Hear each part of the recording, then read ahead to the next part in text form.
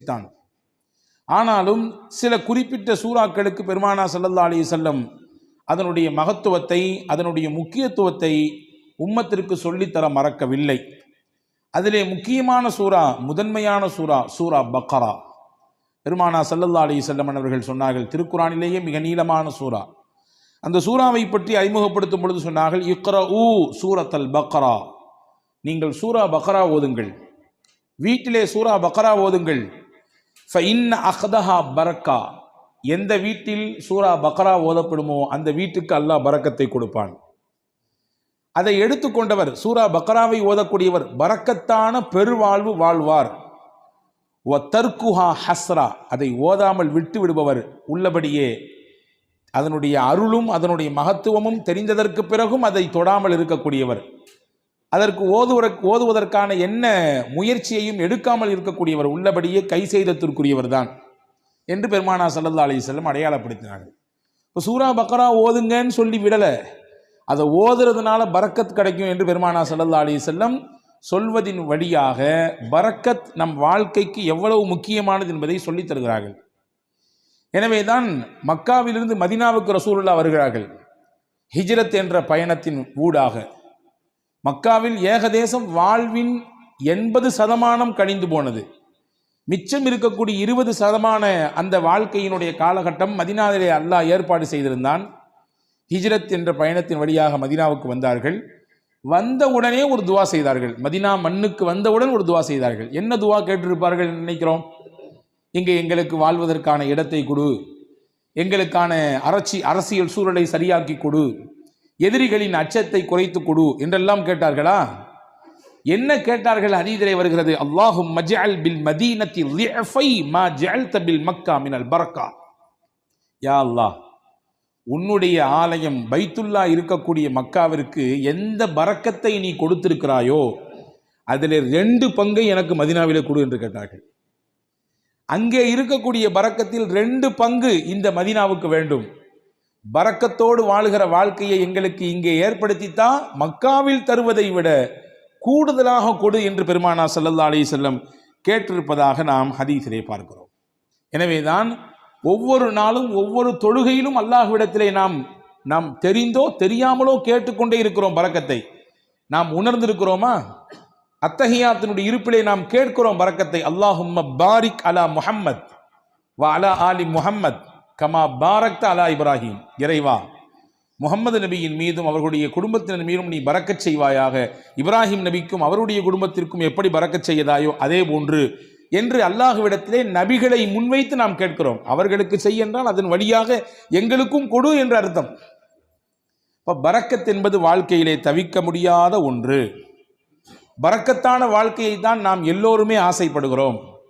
அந்த பரக்கத் நம்முடைய வாழ்க்கையில், நம்முடைய நிம்மதியில், நம்முடைய ஆரோக்கியத்தில், நம்முடைய தொழிலில், நாம் கை வைக்கக்கூடிய காரியங்களில் நிறைவாக கிடைக்கப் பெறும் பட்சத்திலே மன நிறைவான ஒரு வாழ்க்கையை நாம் அனுபவிப்பதாக நாம் உணரலாம். அதை பெறுவதற்கான வழிகள் என்ன என்பதை குறித்துத்தான் நாம் இங்கே பார்க்க போகிறோம் இந்த ஜும்மாவினுடைய உரையின் ஊடாக. அனஸ் இப்னு மாலிக் ரலியல்லாஹு அன்ஹு சஹாபாக்கள் ரொம்ப முக்கியமான சஹாபி. நபிகள் ஸல்லல்லாஹு அலைஹி வஸல்லம் அவர்களோடு சிறு வயதிலேயே அந்த தொடர்பை ஏற்படுத்தி கொண்ட உன்னதமான தோழர்களிலே ஒருவர். ரசூல் ஸல்லல்லாஹு அலைஹி வஸல்லம் மதீனாவுக்குள்ள வரும்பொழுது எல்லாரும் gift கொடுத்தாங்க ரசூலுல்லாஹ்க்கு. இந்த அம்மா அனஸ் ரலியல்லாஹுடைய தாயார், அவங்க பேர் உம்மு சுலைம் ரலியல்லாஹு தஆலா அன்ஹா. அந்த அம்மாட ரசூலுல்லாஹ் கொடுக்கறதுக்குன்னு பெருசா ஒன்றும் இல்லை. 10 வயசு ஃபுல்லாக அனஸ் தான் இருந்தாங்க. அனஸ் ரலியல்லாஹு கையை பிடிச்சி கடகடன்னு எடுத்து கூட்டு போய் பெருமானா ஸல்லல்லாஹு அலைஹி வஸல்லம் கிட்ட ஒப்படைச்சிட்டு சொன்னாங்க, யா ரசூலுல்லாஹ் ஹாதிமுக அனஸ். எல்லாரும் gift கொடுக்குறாங்க, என்கிட்ட கொடுக்கறதுக்கு இல்லை, என் புள்ள தான் இருக்காரு, இவரை கொடுத்துட்டேன் உங்களுக்கு. இவரை கொடுத்துட்டோம்னா என்ன பொருள்? இவர்தான் உங்களுக்கான ஊழியர், பணியாளர், நீங்கள் இடும் கட்டளையை செய்யக்கூடியவர். இவரை நீங்கள் வைத்து பயன்படுத்தி கொள்ளுங்கள். உங்களுக்கு பல விதங்களிலே இவர் பயன்பாட்டை கொடுப்பார். உங்களுடைய காரியங்களிலே இவரை வைத்து நீங்கள் வேலை வாங்கி கொள்ளுங்கள் என்று சொல்லிட்டு சொன்னாங்க. என் பிள்ளைய கொடுத்துட்டு நான் உங்கள்ட்ட எதிர்பார்க்கிறது வேற ஒன்றும் இல்லை, அவருக்கு நீ துவா செய்யணும், நீங்க அவருக்காக வேண்டி துவா செய்ய வேண்டும். நான் கடந்த வார ஜும்மாவிலேயே சொன்னேன் இல்லையா, ஒருவர் துவா செய்யுங்கள் என்று சொல்லிவிட்டால் உடனடியாக நாம் என்ன செய்ய வேண்டும்? பாரக்கல்லா என்று துவா செய்து விட வேண்டும். பாரக்கல்லா என்று முதல் கட்டமாக துவா செய்து விட, அதற்கு பிறகு அவரை குறித்து ஞாபகம் வந்தால் அவர் எது குறித்து உண்டான துவாவை நம்மிடத்திலே முன்மொழிந்தார், எந்த சிக்கலுக்காக வேண்டி கேட்டிருக்காரு, எந்த பிரச்சனைக்காக வேண்டி கேட்டிருக்காரு என்று தனிப்பட்ட முறையில் நமக்கு நினைவு இருந்தால் அதை சொல்லி அல்லாஹ்விடத்தில் கேட்பது, இது மிக உயர்ந்த பண்புகளில் ஒன்று. அதனால் கிடைக்கக்கூடிய பலன் என்ன என்பதை கடந்த வார ஜும்மாவிலே நான் உங்களுக்கு ஞாபகப்படுத்தியிருக்கிறேன். இப்போ ஹஸரத் ரசூலுல்லாஹி ஸல்லல்லாஹு அலைஹி வஸல்லம் இடத்திலே உம்மு சுலைம் ரலியல்லாஹு தஆலா அன்ஹா தன்னுடைய பிள்ளையை ஒப்படைத்து விட்டு சொன்னார்கள், உதுஉ, இவருக்கு துவா செய்யுங்கள், அவ்வளவுதான், இவருக்கு நீங்கள் துவா செய்யுங்கள், அது மட்டும் போதும், வேற எதுவும் எனக்கு எதிர்பார்ப்பு இல்லை.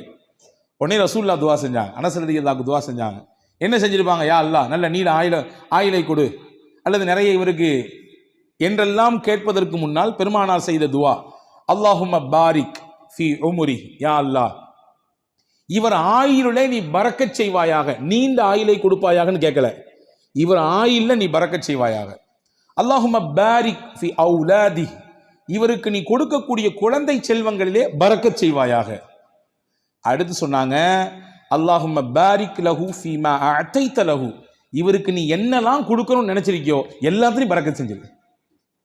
இவர் ஆயில்ல பரக்கத் செஞ்சிரு, இவருடைய குழந்தை குட்டிகளில் பரக்கத் செஞ்சிரு, நீ என்னெல்லாம் இவருக்கு கொடுக்கணும்னு நினைச்சிருக்கியோ எல்லாவற்றிலும் நீ பரக்கத் செய்துவிடு என்று பெருமானார் ஸல்லல்லாஹு அலைஹி வஸல்லம் அவர்கள் துவா செய்ததாக நாம் ஹதீஸில் பார்க்குறோம். நிறைய குடுன்னு கேட்கல, நீண்ட ஆயில நிறைய வயசு வாழணும் அப்படி கொடுன்னு ரசூலுல்லாஹ் கேட்கல, நீ கொடுப்பதில் நிறைந்த பரக்கத்தை கொடு என்று கேட்பதிலிருந்து நமக்கு புரிகிறது, வாழ்க்கையிலே நிறைய என்பதை விட பரக்கத்தான் முக்கியம். அதிகம் எண்ணிக்கை என்பதை விட குறைவாக இருந்தாலும் அதன் மூலம் கிடைக்கக்கூடிய பலன் பரக்கத்தாக இருக்க வேண்டும் என்பதுதான் முக்கியம் என்று நாம் இதிலிருந்து புரிந்து கொள்கிறோம். அந்த பரக்கத்தான வாழ்க்கையை பெறுவதற்கு ஒரு 8 அம்ச திட்டத்தை நான் இன்றைக்கு உங்களுக்கு நான் சொல்ல போகிறேன். 8 விதமான விஷயங்களை நாம் பின்பற்றுகிற பொழுது அல்லாஹுவின் பரக்கத்தை நம்மால் முழுமையாக அடைந்து கொள்ள முடியும்.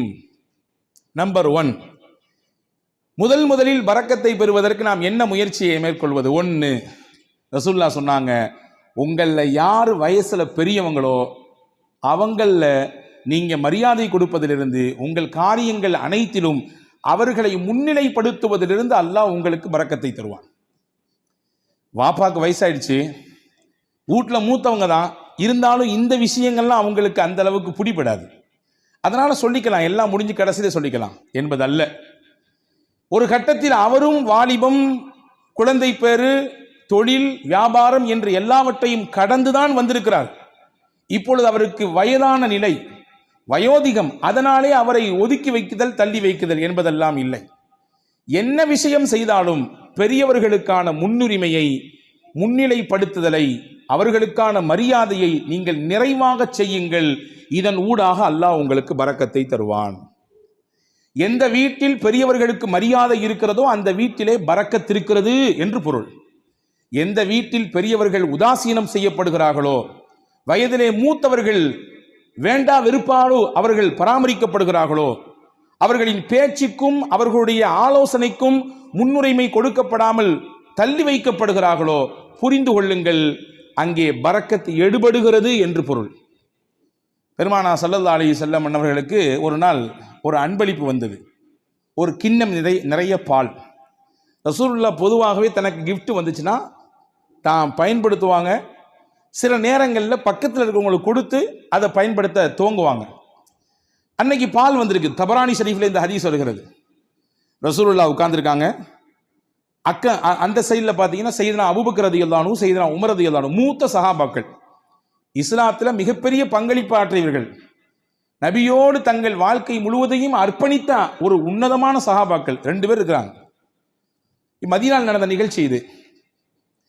இந்த பால் கிண்ணம் வந்த உடனே ஸல்லல்லாஹு அலைஹி வஸல்லம் இந்த பக்கத்தில் இருந்த சையதுனா அபூ உபைதா ரலியல்லாஹு அன்ஹு என்ற ஒரு சஹாபி, அவங்க கையில் கொடுத்தாங்க. குடிங்க அபூ உபைதான்னு சொன்னாங்க. அபூ உபைதா ரலியல்லாஹு அன்ஹு கையில் பாலை வாங்கிட்டு ரசூலுல்லாஹையும் பார்க்குறாங்க, பக்கத்தில் இருக்கக்கூடிய அபூபக்கர் நாயகத்தையும் பார்க்குறாங்க, உமர் நாயகத்தையும் பார்க்குறாங்க.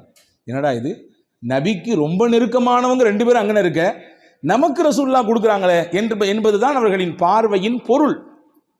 பார்த்துட்டு ரசூலுல்லாஹ்ட்ட சொன்னாங்க, யா ரசூலல்லாஹ் அன்த அவுலா பிஹி மின்னி, இந்த பாலை முதலாக அருந்துவதற்கு என்னை விட நீங்கள் தான் தகுதியானவர்கள். ஏன்னா நான் சாதாரண அபு உபைதா, நீங்க அல்லாவின் ரசூல், அல்லாவின் ரசூல் நீங்கள். எனவே நீங்கள் தான் இதை துவங்கி வைக்க வேண்டும். ரசூலுல்லாஹ் சொன்னாங்க, ஹுத் யா அபா உபைதா, எடுங்கள், குடியுங்கள் அப்படின்னு சொன்னாங்க. இப்ப ரெண்டாம் கட்டமா அபூபக்கர் நாயகத்தை பார்க்கறாங்க, உமர் நாயகத்தை பார்க்கறாங்க. பார்வையின் அர்த்தம் என்ன? என்னை விட இஸ்லாமிய வருகையில் முதன்மையானவர்களாச்சே இவர்கள் எல்லாம், பங்களிப்பு செய்வதிலே முக்கியமானவர்களாச்சே இவர்கள் எல்லாம், அவங்க குடிச்சா நல்லா இருக்குமே என்ற பெருந்தன்மையான மனதோடு செய்தனா அபூ உபைதா ரலியல்லாஹு பார்க்கும் பொழுது ரசூலுல்லாஹ் அப்பவும் சொன்னாங்க, அபூ உபைதா நீங்க தான் குடிக்கணும், குடிங்கன்னாங்க. செய்தனா அபூ உபைதா ரலியல்லாஹு அன்ஹு குடிக்க துவங்கும் நேரத்திலே கையில் பக்கத்தில், வாய்க்கு பக்கத்தில் பால் கிண்ணம் போய்விட்டது. ஆனாலும் அவர்கள் மனம் ஏதோ ஒரு விஷயத்திற்காக வேண்டி மறுக்கிறது. கீழே கொண்டு வந்து சொன்னாங்க, யா ரசூலுல்லாஹ் நீங்க குடிச்சிட்டு தான் நல்லா இருக்கும். மூணாவது தடவையாக பெருமானார் ஸல்லல்லாஹு அலைஹி வஸல்லம் அபூ உபைதா ரலியல்லாஹு இடத்திலே சொன்னார்கள், இஷ்ரப், அபூ உபைதா நீங்கள் குடியுங்கள். ஃபைன்னல் பரக்கத்த மஅ அகாபிரினா, பரக்கத் என்பது நம்மிலே யார் வயதிலே பெரியவர்களாக இருக்கிறார்களோ அவர்களிடத்திலிருந்து தான் துவங்குகிறது. இங்கே இருக்கும் நபர்களிலேயே வயதால் பெரியவர் நீங்கள், என்னை விட, அபூபக்கர் ரலியல்லாஹு விட, உமர் ரலியல்லாஹை விட வயதால் மூத்தவர்கள் நீங்கள். நீங்கள் குடிக்க வேண்டும், அங்கிருந்து பரக்கத் கிடைக்க வேண்டும். ஃபமல்லம் யர்ஹம் சகீரனா வலம் யுஜல்ல கபீரனா ஃபலைஸ மின்னா, நம்மிலே சிறியவர்கள் மீது இரக்கம் காட்டாதவர்கள், பெரியவர்களுக்கான மூத்தவர்களுக்கான கண்ணியத்தை தராதவர்கள் நம் வழியை சார்ந்தவர்கள் இல்லை என்று பெருமானார் ஸல்லல்லாஹு அலைஹி வஸல்லம் வார்த்தையோடு சொல்லி முடிக்காமல் அதை செயல்படுத்தியும் காண்பித்தார்கள். பரக்கத் எங்கிருந்து துவங்குகிறது? எந்த இடத்தில் மூத்தவர்களுக்கான மரியாதை இருக்குமோ, கண்ணியம் இருக்குமோ, அவர்களுடைய சொல்லுக்கான மிகச்சிறந்த அந்த புரிதலோடு அதை எதிர்கொள்ளக்கூடிய பக்குவம் இருக்குமோ, அங்கே பரக்கத்தும் இருக்கும். இதுக்கு நேர்மாறாக பெரியவர்கள் உதாசீனப்படுத்தப்படுவதும் அவர்களுடைய கண்ணியம் சீர்குலைக்கப்படுவதும், வேண்டா வெறுப்போடு அவர்களை அரவணைப்பதும் பராமரிப்பதும், அவர்களுடைய வார்த்தைகள் தூக்கி வீசப்படுகிற நிலையிலே வைக்கப்படுவதும் பரக்கத்தை எடுப்பதற்கான வழி என்று மார்க்கம் நமக்கு கற்றுத்தருகிறது. அப்ப முதல் விஷயம், 8 விஷயத்துல முதல் விஷயம், பரக்கத்தான பெருவாழ்வு வாழ்வதற்கு மூத்தவர்களின் அந்த கண்ணியம் காக்கப்பட வேண்டும். இரண்டாவது, உறவுகளும் சொந்தங்களும் அரவணைக்கப்பட வேண்டும், அதிலே பரக்கத் இருக்கிறது. உறவுகளையும் சொந்தங்களையும் அரவணைத்து வாழ்தல் தான் நமக்கு இஸ்லாம் காட்டி தந்திருக்கிற அற்புத வழி. பல நேரங்களிலே அதிலே பல பெருத்த சிக்கல்கள் இருக்கத்தான் செய்யும், சிக்கல் இல்லாமல் இல்லை. உறவுகளை திருப்திப்படுத்தி நிம்மதியோடு இணைந்து வாழ்வதிலே பல சிக்கல்கள் இருக்கத்தான் செய்கிறது, அதிலே மாற்று கருத்து இல்லை. ஆனாலும் அந்த சிக்கலையும் எதிர்கொண்டு விவகாரங்கள் ஏற்படுகிற பொழுது அதையும் மிகச்சரியாக கையாண்டு உறவை தன் கையிலிருந்து நழுவ விடாமல் பாதுகாத்து யார் இணைத்துக் கொள்கிறாரோ, பெருமானார் சொன்னார்கள், பரக்கத்தான வாழ்க்கை அல்லாஹ் அவருக்கு கொடுப்பான். ரசூலுல்லாஹ்வுடைய ஹதீஸ் வந்திருக்கிறது. அனஸ் பின் மாலிக் ரலியல்லாஹு அறிவிக்கிறார்கள், மன் ஹப்ப அன் யுபஸத லஹு ஃபீ ரிஸ்கி, அல்லாஹ் இவருக்கு தரக்கூடிய ரிஸ்கிலே யாருக்கு நல்ல விசாலம் கிடைக்க வேண்டும் என்று ஆசைப்படுகிறாரோ, விசாலமான ரிஸ்க், அதாவது பரக்கத்தான ரிஸ்க் கிடைக்கும் யார் ஆசைப்படுறாரோ, நீண்ட ஆயுள் கிடைக்க வேண்டும் என்று யார் விருப்பப்படுகிறார்களோ, ஃபல் யஸில் ரஹ்மா, தன் சொந்தங்களையும் உறவுகளையும் அவர் அரவணைத்துக் கொள்ளட்டும், அதன் வழியாக அல்லாஹ் பரக்கத்தை தருவான். அப்ப இதுக்கு நேர் ஆப்போசிட் என்ன? உறவுகளும் சொந்தங்களும் யாருடைய மனதிலே ஒரு பெரிய விஷயமாகவே இல்லை. நான் நன்றாக இருக்கிறேன், என் குடும்பம், என் மனைவி, என் பிள்ளைகள் எல்லாம் சிறப்பா இருக்கிறோம், அண்ணன் எப்படி போனால் நமக்கு என்ன, மாமா எப்படி போனால் நமக்கு என்ன, உறவுகள் எப்படி போனால் நமக்கு என்ன என்கின்ற உணர்வு எங்கே வருகிறதோ அங்கே பரக்கத்தை எல்லாம் எடுத்து விடுவான். உங்களுக்கு ஒன்று தெரியுமா? 2 நபிமார்கள் சேர்ந்து துவா செய்தார்கள். ஒன்று மூசா அலைஹிஸ்ஸலாம், இன்னொன்று அவர்களுடைய சகோதரர் ஹாரூன் அலைஹிஸ்ஸலாம். யாருக்கு எதிராக துவா செஞ்சாங்க தெரியுமா?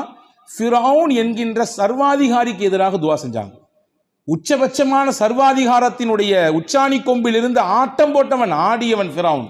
அவனுக்கு எதிராக அந்த 2 நபிமார்களும் துவா செய்கிறாங்க. அந்த 2 நபியில ஒன்று ரசூல், மூசா அலைஹிஸ்ஸலாம் ரசூலும் கட்டப்பட்டவங்க, உலுல் அஸ்முல கட்டுப்பட்டவங்க. 5 நபர்கள் உல் அஸ்மு, அதாவது உறுதிமிக்க மனம் மிக்கவர்கள் என்று குர்ஆன் சொல்கிறது 5 நபிமார்களே. அந்த 5 நபிமார்கள் ஒன்று செய்தனா மூசா அலைஹிஸ்ஸலாம்.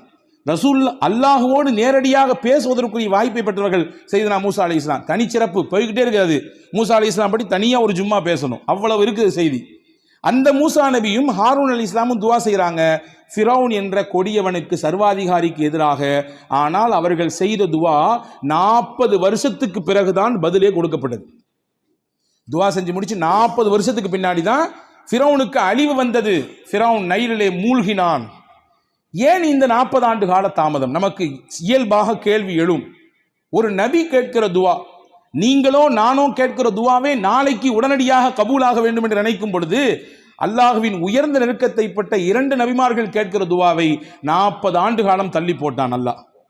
அதிலே பல காரணங்கள் இருக்கிறது. அதிலே முக்கியமான ஒரு காரணம் என்ன தெரியுமா? ஃபிரௌனிடத்திலே ஒரு நல்ல பண்பு இருந்ததாம். தன் உறவுகளை அவன் எப்பொழுதுமே சேர்த்து வைத்துக் கொள்வான். அவர்களுக்கானதை கொடுத்து கொண்டே இருப்பான், அவர்களை பராமரித்துக் கொண்டே இருப்பான். அல்லாஹ் நினைத்தான், இந்த பண்பில் இருந்தாவது அவனுக்கு ஏதாவது ஒரு சில நிமிடமாவது அவன் கொஞ்சம் ஒதுங்கி நம்மின் பக்கம் வரமாட்டானா என்று அல்லாஹ் எண்ணினான். எனவே அந்த வேதனையை கொஞ்சம் தள்ளி போட்டு கொண்டே இருந்தான். தள்ளி போட்டு 40 வருடங்களுக்கு பிறகுதான் இனிமேலும் இவன் திருந்துவதற்கு வாய்ப்பே இல்லை என்ற பொழுது அந்த நபிமார்களின் துவாவை ஏற்றுக்கொண்டு அவனுக்கு அழிவை கொடுத்தான். அப்போ இஸ்லாத்தின் மிகப்பெரிய விரோதியாக, அல்லாஹ்விற்கே சவால் விழுகிற இடத்திலே, உனக்கு நிகரானவன் நான் என்று சொல்லும் இடத்தில் இருந்த ஃபிரௌனுக்கே வேதனை தள்ளி போடப்பட்டது. எதன் காரணமாக? உறவை அவன் சேர்த்து கொண்டான், உறவை அவன் பிரியவில்லை, உறவுக்கானதை மிகச்சரியாக கொடுத்தான் என்ற ஒரு காரணத்திற்காக. அப்படி என்றால் அல்லாஹ்வுக்கு விரோதினா நம்ம கிடையாது. அல்லாஹ்வுக்கு நேர் நிகராக நின்று சமமாக சண்டை போடுபவர்கள் கிடையாது நாம். அப்ப நம்மிடத்திலே இந்த உறவு பேணுதல் இருக்கும் பட்சத்திலே அல்லாஹ் பரக்கத்தான வாழ்வை அதன் வழியாக கொடுத்து விடுவான் என்பதை நாம் இங்கே கவனத்தில் கொள்ள வேண்டும். இது 2வது விஷயம். 3வது விஷயம் என்ன? யா அல்லாஹ், எனக்கு பரக்கத்தான வாழ்க்கையை கொடு என்று துவா செய்ய வேண்டும். துவா என்பது முக்கியமானது. அதை கொடு, இதை கொடு என்று, அவ்வளவு கொடு, இவ்வளவு கொடு என்பதை விட, யா அல்லாஹ், நீ எதை கொடுத்தாலும் பரக்கத்தாக கொடு. இப்படி கேட்டு பழக வேண்டும். இவ்வளவு அளவு வேண்டும், இவ்வளவு கனம் வேண்டும், இவ்வளவு எண்ணிக்கை வேண்டும் என்றெல்லாம் கேட்பதை விட, இறைவா, எனக்கானது நீ முடிவு செய்யப்பட்டதை தான் தருகிறாய், தருவதிலே பரக்கச் செய், பரக்கத்தானதை கொடு என்று கேட்க வேண்டும். அந்த துவாவை நமக்கு பெருமானார் ஸல்லல்லாஹு அலைஹி வஸல்லம் கற்றுத் தருகிறார்கள். அது அற்புதமான வரலாற்று செய்தி ஒன்று இருக்கிறது. உம்மு சுலைம் ரலியல்லாஹு தஆலா அன்ஹா, அபூ தல்ஹா ரலியல்லாஹு தஆலா அன்ஹு, இவர்கள் இருவரும் தம்பதிகள், கணவன் மனைவி. வெளியூருக்கு போன அபூ தல்ஹா வீடு திரும்பும் நேரத்திலே இவருக்கு பிறந்த பிள்ளை இறந்து போனது. நீண்ட பெரிய சம்பவம், சுருக்கமாக சொல்கிறேன். ஆனால் கணவன் வந்தவுடன் இந்த துக்க செய்தியை மனைவி தன் கணவரிடத்திலே சொல்லாமல் அந்த கணவனை திருப்திப்படுத்தினாள். நல்ல உணவு கொடுத்தால், சமைத்து கொடுத்தால், நன்றாக அவருக்கு பரிமாறினாள். இரவிலே அந்த கணவனின் திருப்தியோடு அவரை மிக சந்தோஷப்படுத்தினார் அந்த பெண்மணி. மகிழ்ச்சியாக அவர்களுக்கு அந்த இரவு தாம்பத்தியத்திலே கழிந்தது. அந்த நிலை முடிந்ததற்கு பிறகு அபூ தல்ஹா ரலியல்லாஹு இடத்திலே உம்மு சுலைம் ரலியல்லாஹு சொன்னாங்க, உங்களிடத்திலே யாராவது ஒருவர் ஒரு அமானிதம் கொடுத்து வைத்தார், கொடுத்தவர் வந்து திரும்பி கேட்டார்னா நீங்க கொடுப்பீங்களா மாட்டீங்களான்னு கேட்டாங்க. அபூ தல்ஹா சொன்னார், எப்படி கொடுக்காம இருக்க முடியும்? கொடுத்தவர் கேட்டா திருப்பி கொடுக்கத்தானே செய்யணும். அவங்க சொன்னாங்க, அல்லாஹ் நமக்கு பிள்ளையை கொடுத்தான், அவனே எடுத்துக்கிட்டான். என்ன நிலை! இப்படி நான் வந்த உடனே இந்த செய்தியை சொல்லாம இப்படி நான் இப்பொழுது நான் அசுத்தமாக இருக்கும் நிலையில் இப்படி சொல்றியே, நாளை கால் நபி இடத்திலே நான் போவேன், இந்த செய்தியை சொல்லுவேன், என்ன ஏதென்று கேட்பேன் என்று ஹஸரத் அபூ தல்ஹா ரலியல்லாஹு அன்ஹு சொன்ன பொழுது, மறுநாள் காலை விடிந்தது, நபி இடத்திலே போனார்கள், செய்தியை சொன்னார்கள். ரசூலுல்லாஹ் அங்கே ஒரு அழகான துவாவை செய்தார்கள்.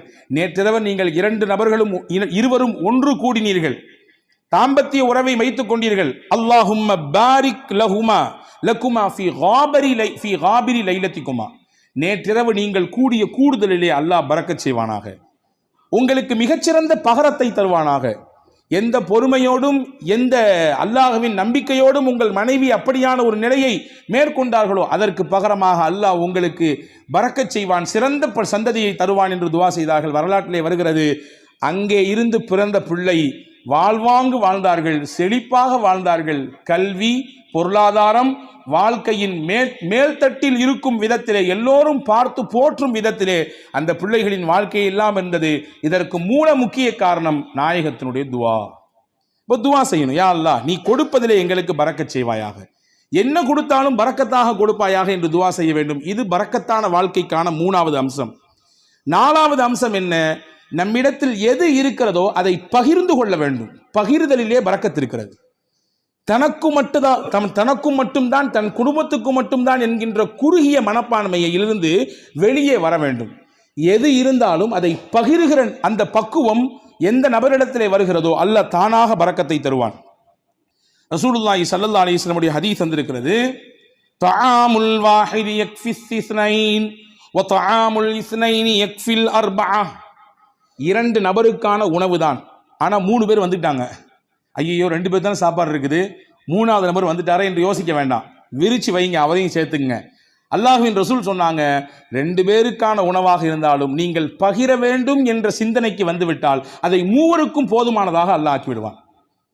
3 பேருக்கான உணவு தான், ஆனா 5 பேர் இருக்கிறாங்க, 2 பேரை தள்ளி விடாதீங்க, இது பத்தாது, நமக்கே பத்தாது, யானை பசிக்கு சோள புரியா அப்படின்னு கேட்ட மாதிரிலாம் நம்ம கதை பேச வேண்டாம், சேர்த்திக்குங்க. ரசூல் சொன்னாங்க 3 நபருக்கான உணவு தான், நீங்கள் சேர்த்து ஷேர் செய்யும் பொழுது, அதிலே பகிர வேண்டும் என்ற எண்ணம் வரும் பொழுது அதிலே அல்லாஹ் 5 நபருக்கான பரக்கத்தை செய்து விடுவான். இது வாழ்க்கையிலே யாரெல்லாம் இந்த ஷேரிங்ல இருக்கிறாங்களோ அவங்க எல்லாம் கண்கூடாக பார்க்க முடியும், கண்கூடாக பார்க்க முடியும். ரசூலுல்லாவுக்கு ரொம்ப பிடித்த குடும்பம் ஒரு குடும்பம் இருந்தது, அல் அஷ்அரி. ரொம்ப பிடிக்கும் அவங்கள ரசூலுல்லாவுக்கு. எந்த அளவுக்குன்னா அவங்க என் குடும்பம் ரசூலுல்லாஹ் சொன்னாங்க, என் குடும்பம் அவங்க, என்னிலிருந்தும் அவர்கள், அவர்களிலிருந்தும் நான் என்று சொன்னார்கள். சஹாபாக்கள் ஒன்றும் புரியும், ஏன் இந்த குடும்பத்தை மட்டும் ரசூலுல்லாஹ்க்கு ரொம்ப பிடிக்குது? விவரத்தை கேட்டு போனா ரசூலுல்லாஹ் சஹாபாக்கள்கிட்ட சொன்னாங்க, அவங்கள்ட்ட ஒரு சிறந்த பண்பு இருக்குது, தாங்கள்கிட்ட எல்லாரும் ஒரு பயணத்தில் போனானா எல்லாரும் தனித்தனியாக சாப்பாடு கொண்டு வருவாங்க, யாராவது 1-2 பேருடைய சாப்பாடு சீக்கிரமாக தீர்ந்து போயிடும். நீண்ட தூர பயணம் என்பதினாலே அவர்களை அப்படியே கழட்டி விட்டுற மாட்டாங்க, நீங்க கொண்டு வந்து காலியாக போச்சா அப்படித்தான் போச்சு, இப்போ இன்னும் ரொம்ப தூரம் இருக்குது, இன்னும் 500 கிலோமீட்டர் போனோம் அப்படித்தான் என்று விட்டு விட மாட்டார்கள். சாப்பாடு இல்லாதவர்களையும் சேர்த்து ஒரே இடத்தில் உட்கார வைத்து ஒரு பெரிய துணியை எடுத்து கொண்டு வந்த மொத்த சாப்பாடையும் அதிலே கொட்டி கலந்து இருப்பவர்களுக்கெல்லாம் பகிர்ந்து கொடுப்பார்கள். இந்த பகிர்தல் என் பண்பு, என்னுடைய குணம், அது அவங்கள்ட்ட இருக்கிறதுனால அவங்க எங்க குடும்பம் நாங்கள் ரசூல் ஸல்லல்லாஹு அலைஹி வஸல்லம். பகிர்தல் இது பரக்கத்திற்கான பெரிய வழி. நம்மில எது இருக்கிறதோ அதை பகிர்ந்து கொள்வது, குடிப்பதற்கு இவ்வளவுதான் நீர், அதை பகிர்ந்து கொள்வது, உணவு இவ்வளவுதான் இந்த இடத்திற்கான விஷயம், பகிர்ந்து கொள்வது. எனக்கு மட்டும் வேணும், என் குடும்பத்துக்கு மட்டும் வேணும் என்று முன் தயாரிப்பு செய்து முன்னால் எடுத்து வைப்பதை விட இருப்பதை கொண்டு பகிர்வதனால் அல்லாஹ் பரக்கத்தை தருவான். இது 4வது வழி. 5வது பரக்கத்துக்கான முக்கியமான வழி, இன்னைக்கு நம்மள பல பேர் மறந்துவிட்ட விஷயம், சாப்பிடும் பொழுது எல்லாரும் சேர்ந்து உட்கார்ந்து சாப்பிடுங்க. நாங்கள் சொல்லலாம், எல்லாரும் சேர்ந்து உட்கார்ந்து சாப்பிடுங்க, தனித்தனியா சாப்பிடாதீங்க. ஆனால் இன்னைக்கு காலப்போக்கில் வேக உலகத்தில் இருக்கிறோம் நாம், அதனாலே பல விஷயங்களை இழந்து விட்டோம். ஆனால் நம் முன்னோர்கள், நம்முடைய தாய் தகப்பன், நம் தாதி எல்லாம் நம்முடைய வீடுகளிலே சேர்ந்து தான் உட்கார்ந்து சாப்பிடுகிற வழக்கத்தை சொல்லி தந்திருக்கிறார்கள். இன்னைக்கு வரைய சில ஊர்களிலே கலன் சாப்பாடு என்று ஒன்று இருக்கிறது, ஒரே பிளேட்ல உட்கார்ந்து மொத்தமா சாப்பிடுறது, ஒரே பிளேட்ல உட்கார்ந்து 4 பேர் 5 பேர், இதுவெல்லாம் நிகழ்ச்சிகளுக்கு என்பதை தாண்டி சாதாரணமாக இயல்பாக அன்றாட சாப்பாடு அப்படி சாப்பிடுகிற பழக்கம் இன்னைக்கும் சில ஊர்களிலே இருக்கிறது. ஆனா கால ஓட்டத்தில் அதெல்லாம் நம்ம விட்டுட்டோம். ஒரே வீட்டில் இருக்கிறோம், 5 பேர் தான் இருக்கிறோம், 5 பேரும் 5 டயத்துல சாப்பிட்றோம். சஹாபாக்கள் வந்து ரசூலுல்லாஹ்ட்ட ஒரு நாள் சொன்னாங்க, யா ரசூலல்லாஹ் இன்னா நாக்குலு வலா நஷ்பஉ, நிறைய சாப்பிட்றோம், வயிறே நிறைய மாட்டேங்குது, என்ன செய்யறதுன்னு கேட்டாங்க. சஹாபாக்கள் ரசூலுல்லாஹ் கேட்டாங்க, அன்தும் தாக்குலூன ததஃபர்ரகூன், எல்லாருமே தனித்தனியா சாப்பிட்ற மாதிரி தெரியுது, ஆமாவான்னு கேட்டாங்க. எல்லாரும் வீட்டில் சேர்ந்து சாப்பிட்றீங்களா தனித்தனியா சாப்பிட்றீங்களா? இல்லை தனித்தனியா சாப்பிட்றோம். ரசூல் சொன்னாங்க, இஜ்மாஉ அலா துஆமிக்கும் வذ்குரு ஸ்மல்லாஹி அலைஹி யுபாரக லக்கும் ஃபீஹா. 2 விஷயத்தை செய்யுங்க சாப்பிடும் பொழுது, எல்லாரும் சேர்ந்து சாப்பிடுங்க, முடிந்த அளவுக்கு சேர்ந்து சாப்பிடுங்கள். சேர்ந்து சாப்பிடுவதற்கு ஒரு நாளில் ஒரு வக்து தான் முடியும், இந்த நேரத்தில் மட்டும்தான் எங்களால் சேர்ந்து சாப்பிட இயலும், காலை அல்லது இரவு அல்லது மதியம், அந்த ஒரு நேரத்தில் எல்லாரும் சேர்ந்து உட்காருங்கள். குடும்பத்தோடு சேர்ந்து உட்கார்ந்துட்டு சாப்பிட்றதுக்கு முன்னாடி பிஸ்மில்லா என்று சொல்லுங்கள்.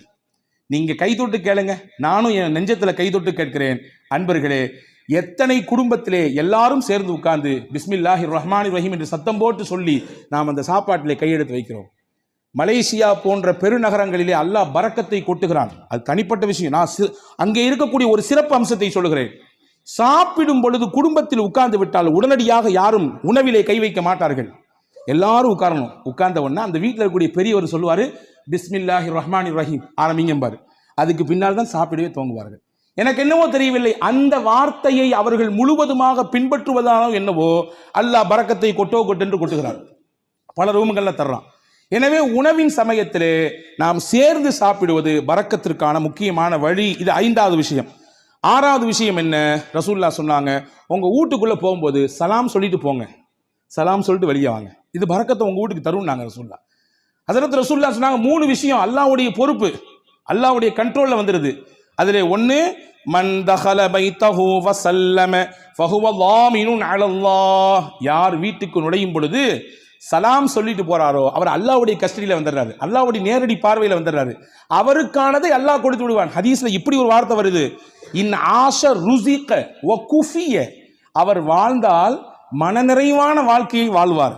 வ இன் மாத்த அதுஹலகுல் ஜன்னா, இதை அப்படி கண்டினியூவா ஃபாலோ பண்ணாருன்னு சொன்னா 3 விஷயம் சொன்னாங்க. அந்த 3ல ஒன்று தான் நான் சொல்லியிருக்கேன், 2 தேவைப்படுறவங்க தனியாக வந்து கேளுங்க. அந்த 3ல் 3 விஷயத்தை யார் பின்பற்றுகிறாரோ வாழ்ந்தால் போதுமான வாழ்க்கையை அல்லாஹ் அவருக்கு தருவான். 2வது, அவர் மௌத்தாகி விட்டால் அல்லாஹ் நேரடியாக சொர்க்கத்தை கொடுப்பான். அதுல ஒன்று தான் வீட்டுக்கு போகும்போது சலாம் சொல்லிட்டு போறது. உங்க வீட்டுக்கு அல்லாஹ் பரக்கத்தை தருவான், பரக்கத்தான வாழ்க்கையை உங்களால் வாழ முடியும் என்பதை ரசூலுல்லாஹ் சொன்னார்கள். இது 6வது விஷயம். 7வது விஷயம் என்ன, அல்லாஹ் எதை நமக்கு அளந்திருக்கிறானோ அல்ஹம்துலில்லாஹ், போதும் என்ற மனமே பொன் செய்யும் மருந்து நான் தமிழ்ல இல்லையா, இன்னைக்கு அதுதான் நம்மள்ட்ட இல்லை. இருக்கு, வேணும் வேணும் வேணும். எப்போ வரையும் வேணும்? மௌத்தை சந்திக்கிற வரையும், இஸ்ராயிலை பார்க்கிற வரையும் வேணும், அந்த நிமிஷம் வரையும் வேணும். அன்பர்களே, எது கிடைக்கிறதோ அது குறைவோ அதிகமோ அல்ஹம்துலில்லாஹ் என்று சொல்ல பழக வேண்டும். அப்படியான பழக்கம் இருக்கிறது. நீங்கள் சொல்லும் வார்த்தை அது அல்லாஹ்விற்கு பிடித்து போனால் அல்லாஹ் அதிலே பரக்கத் செய்து விடுவான். எப்படிங்க இருக்கிறீங்க, நீ யார்ட்டையா கேளுங்க, என்னத்தை போகுது, மூட்டி வலி, முதுகு வலி, அங்கிட்டு வலி, இங்கிட்டு வலி, மருத்துவ செலவு, அப்படி இப்படி ஒரு பெரிய லிஸ்ட்டு. நல்லா இருக்கிறன்றதுக்கு நிறைய பாயிண்ட்ஸ் இருக்கும், அதை நம்மள பல பேர் சொல்றதே இல்லை. ஆனால் அல்லாஹ்வின் ரசூல் சொன்னாங்க, உங்களுக்கு அல்லாஹ் என்ன கொடுத்திருக்கானோ அதில் எது நலவு இருக்கிறதோ அதை நீங்கள் சொல்லி பழகுங்கள், அல்ஹம்துலில்லாஹ் என்று சொல்லுங்கள், அல்லாஹ் பரக்கத்தை தருவான். அப்போ போதும் என்கின்ற மனம் இது பரக்கத்தை பெற்று தருவதற்கான 7வது வழி. 8வது முக்கியமான வழி, பயபக்தி மிக்க வாழ்க்கையை நாம் வாழ்வதற்கு பழகி கொள்ள வேண்டும். தக்குவா மிக்க வாழ்க்கையை நம்முடைய தொழிலில், நாம் சந்திக்கும் நபர்களில், நாம் பேசும் பேச்சில், நாம் பார்க்கும் பார்வையில், நாம் நடக்கும் நடையில், உடையில், பாவனையில், அனைத்திலும் அல்லாஹ் ஒருத்தன் நம்மளை பார்த்துக்கிட்டு இருக்கான்னு சிந்தனையில் வாழணும்.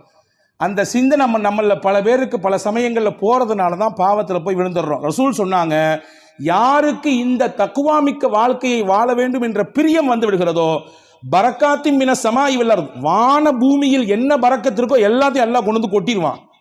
வான பூமியில் என்னென்ன பரக்கத்துகள் எல்லாம் உண்டோ மொத்தத்தையும் கொண்டு வந்து அவர்களின் காலுக்கு கீழே கொட்டி விடுவான் என்று பெருமானா ஸல்லல்லாஹு அலைஹி வஸல்லமுக்கு அல்லாஹ் சொன்னான். அப்போ இந்த 8 காரியங்களும் பரக்கத்தான செழிப்பான வாழ்க்கையை வாழ்வதற்கான வழிகள் என்று மார்க்கம் அழகாக கற்றுத்தருகிறது. வல்ல அல்லாஹ் அப்படிப்பட்ட மிகச்சிறந்த புரிதல் மிக்க வாழ்க்கையை வாழுகிற தௌஃபீக்கை அல்லாஹ் உங்களுக்கும் எனக்கும் எல்லா மக்களுக்கும் தந்தல் புரிவானாக. அல்லாஹ் எதை நமக்கு தருகிறானோ அதில் நிறைந்த பரக்கத்தையும் அருளையும் தருவானாக. என்னென்ன நெருக்கடிகள் எல்லாம் நம் வாழ்க்கையிலே நமக்கு உண்டோ அத்துணை நெருக்கடிகளையும் அல்லாஹ் நீக்கி தருவானாக. நம்முடைய வாழ்வை அல்லாஹ் வசந்தமாக ஆக்கி தருவானாக. இருக்கக்கூடிய கஷ்டங்களை எதிர்கொள்ளக்கூடிய ஆற்றலை தந்து அதை மிக சீக்கிரமாக நம்மிடத்திலிருந்து வெளியாக்குவானாக என்ற உயர்ந்த துவாவோடு விடைபெறுகிறேன். வாஹிர் தாவானா அல்ஹம்துலில்லாஹி ரப்பில் ஆலமீன். அஸ்ஸலாமு அலைக்கும் வரஹ்மத்துல்லாஹி வபரகாத்துஹு.